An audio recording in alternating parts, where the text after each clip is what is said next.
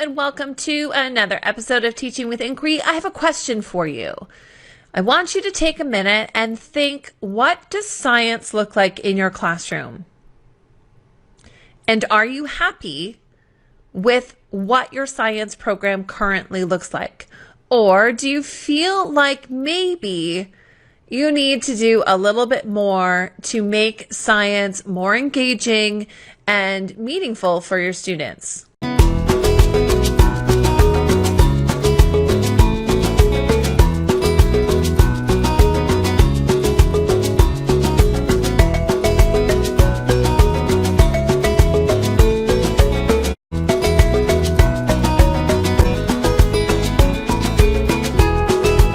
So if this is the first time you're joining me, welcome so much and thank you.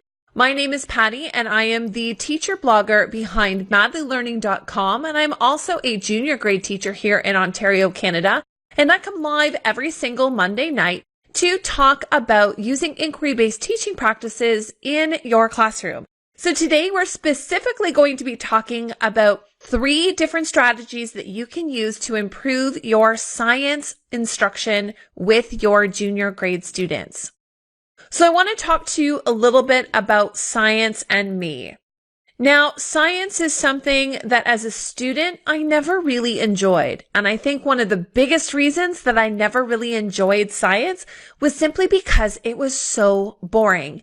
And I never really made the connection between science and what was happening in the world around me. For me, science really meant reading a lot of theoretical pieces of research, such as reading an article and then answering some questions. And sure, I had a theoretical understanding of how science worked, but once I got into high school, science hit me like a ton of bricks, because I was wholly unprepared for what science really was. And that was a lot of hands-on experiments that helped to explain the world around us.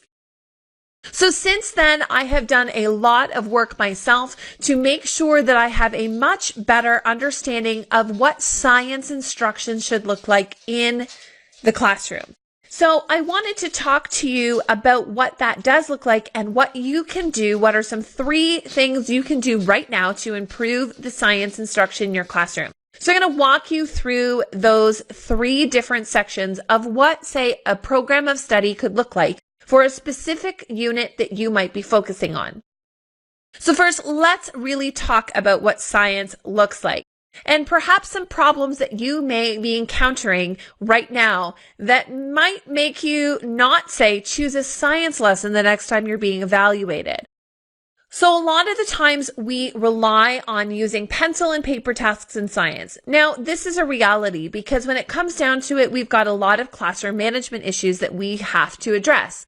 And science experiments or doing hands-on activities might just lead us to think that it's going to be a management nightmare. So because we don't want to have to deal with that, we often will go back to those pencil and paper tasks because we can still cover the content while making our life managing the behaviors or problems in our classrooms a bit more manageable.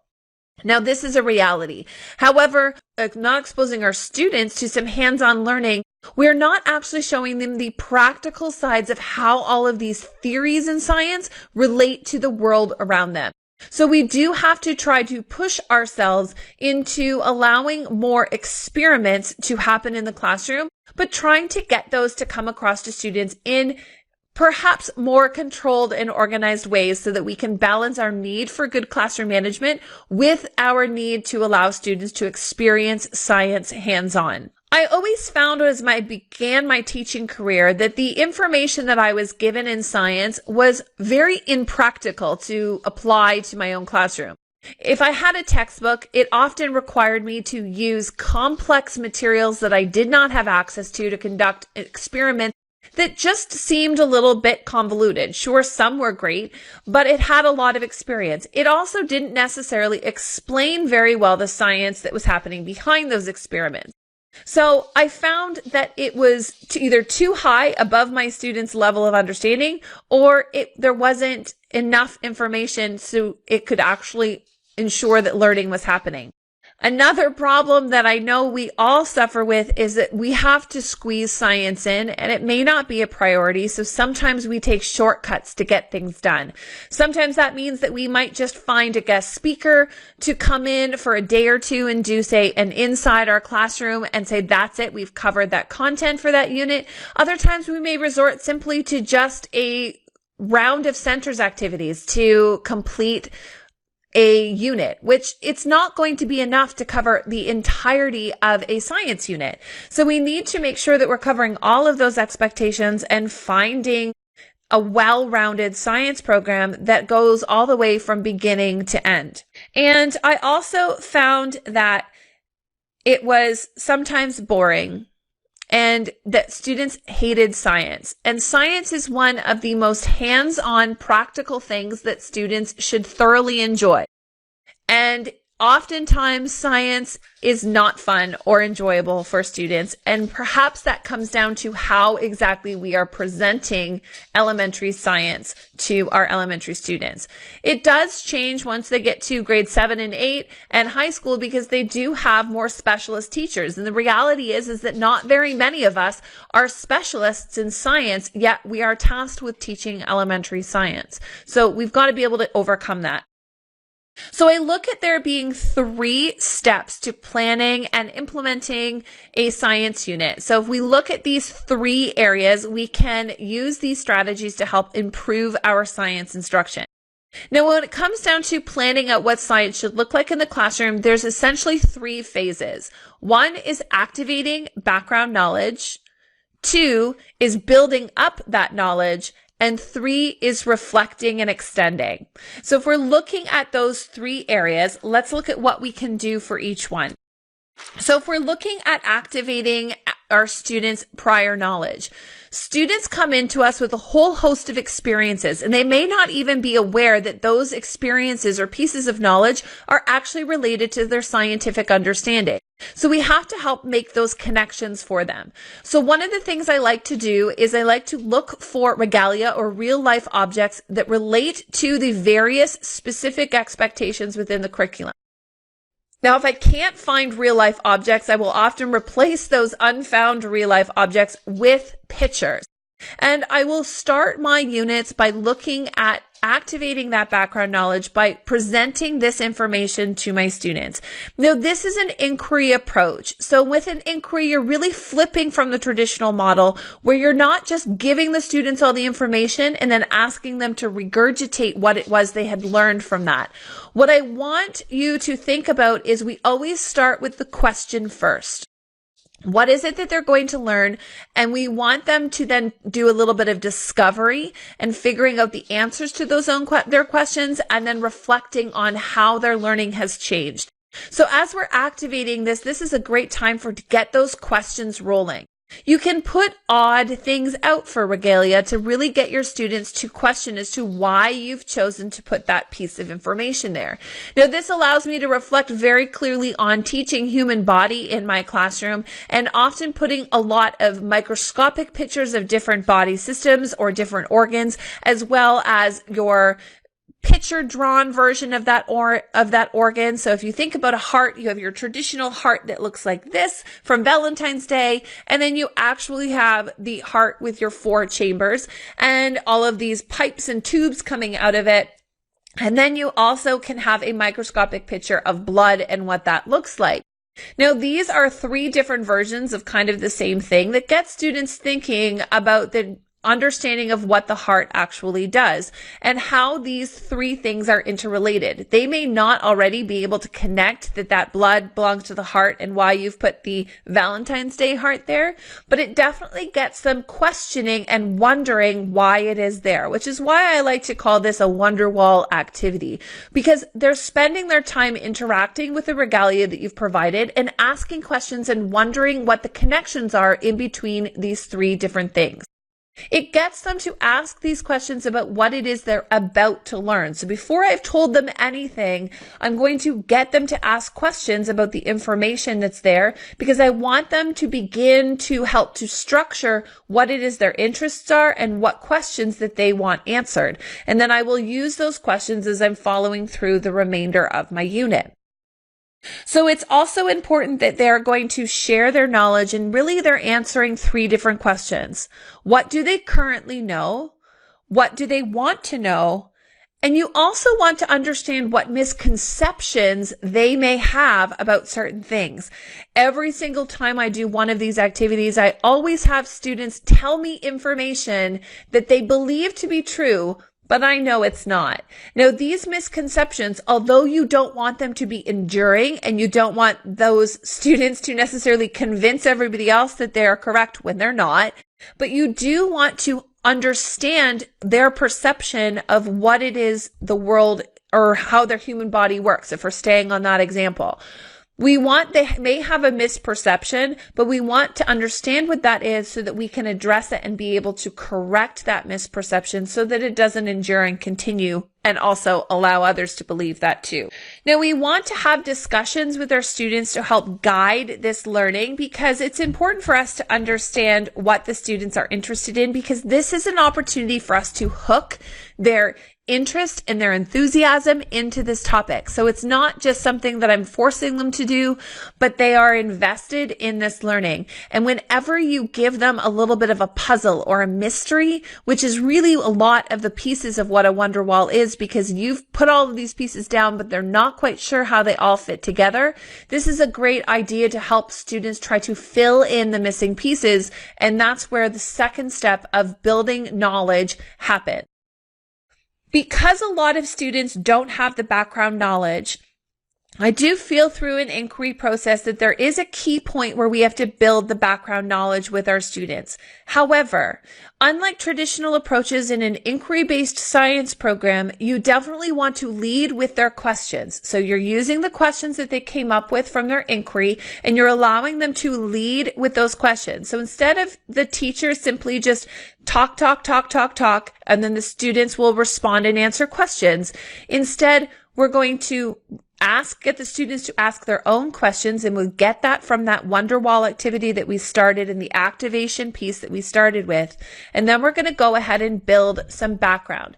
Now, through this building of background knowledge, we are going to be engaging our students in a variety of activities. We simply don't want to repeat the same type of activity every single time. We want to use universal design. We want to make sure the differentiation is happening, that we're hitting different skill sets of different students, and that we're using a lot of variety in our instructional approaches.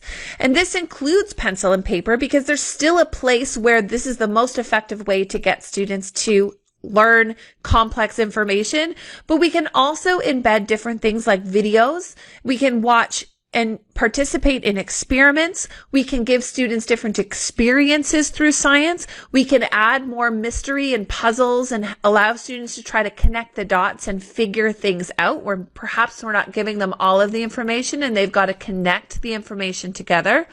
We also can introduce mini research and report type activities where we give them a specific question and they will research and report their findings back to their classmates.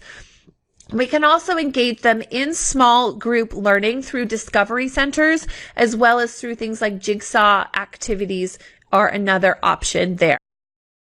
So when we're doing all of these different type of activities, we can structure them within mini inquiries. So although we have a very large inquiry, through this second section of building knowledge, we can engage our students in mini inquiries. So this again always starts with a student question.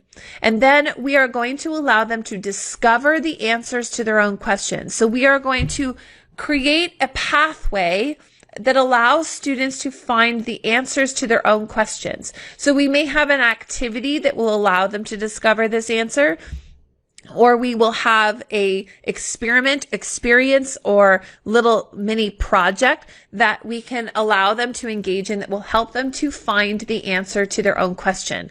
So it's not us simply giving them information and then having them regurgitate it back. It's starting with a question and then allowing them to discover the answers, and we are leading them through this discovery. We're guiding them through this discovery. We're not simply just giving them all of the answers and telling us to kind of repeat it back to us. Once they have gone through the discovery phase of this mini inquiry and they've discovered some new information or discovered the answer to their question, it's imperative for us to finish that off with a reflection piece that allows students to share with us the connection that they made between their question and the answer, and allows them to identify how their knowledge has grown or changed over the course of this mini inquiry. So we want to make sure that we can have those reflective conversations so that they can have some consolidation of their learning, just to make sure that students are really all on the same page and that they did discover what it was they needed to discover. Now, through these activities, we can be assessing our students in their ability to use inquiry skills and research skills along the scientific process to discover the answers to these questions, especially if this is happening in an experiment. So imagine that you're giving your students a little experiment to complete.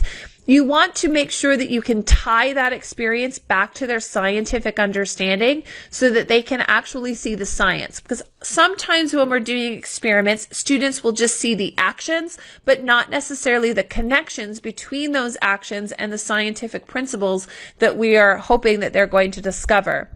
So those conversations can happen after the experiment has happened so that they can reflect on how the theory connects to the experience.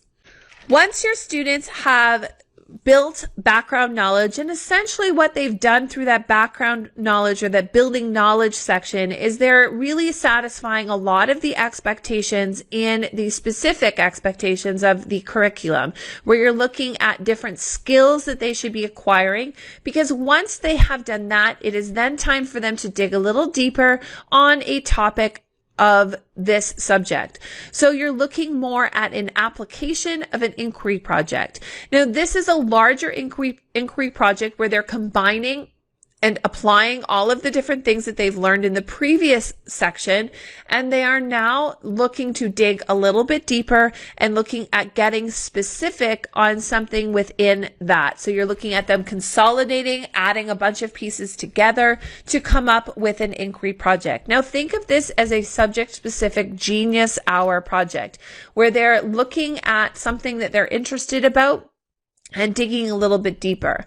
So if we were going to use an example of the human body, once they've learned the function and purpose of each organ within the various systems within the body, it's then time to look at one perhaps particular disease that might impact that system and its interrelatedness with the other systems in the body. So students can learn and dig deeper at focusing on something specific, but digging a bit deeper. So understanding how type 1 diabetes impacts not only the pancreas, but how type 1 diabetes also impacts the circulatory, respiratory, and nervous system of an individual with type 1 diabetes, how it impacts not only just the pancreas, but other organs within the system as well.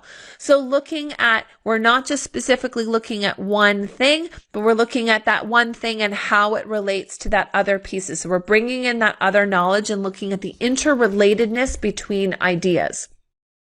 Same thing with if you are working on, say, forces acting on structures.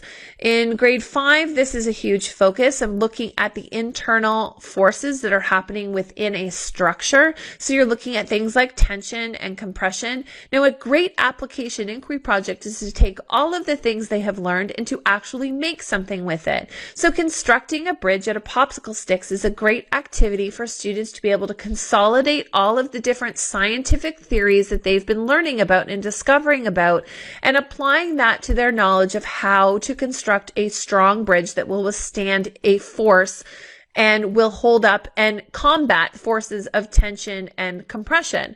Now, this is a great way for students to apply what it was that they had learned and to show and reflect on their knowledge by building that bridge and justifying some of their design choices as to why they've built that bridge in a certain way. There's lots of different things that you can do for a variety of inquiry projects. Overall, for science, we really have to look at making sure that science is more practical. We want it to be more hands-on and experiential, and helping our students to make connections between the theory and the application of science so that they can see that what we're reading about actually has impact on the world around us. So I hope for tonight that I've given you some food for thought and given you some ideas about how you can plan to increase and how to increase your science, improve your science instruction in your classroom with a 3-phase system. And if you are looking for resources that will help you implement this 3-phase system into your classroom, you can find those in my Teachers Pay Teachers store, Madly Learning.